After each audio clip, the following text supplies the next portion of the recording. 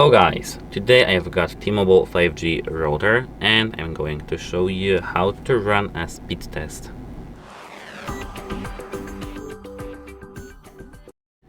This router is DL5M2 T-Mobile router, and here in the web interface we've got no such option to perform a speed test, and there is no option in the app as such.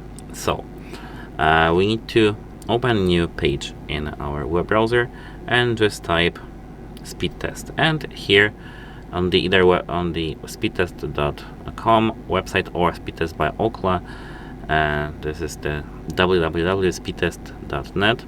Here we can easily wait a moment.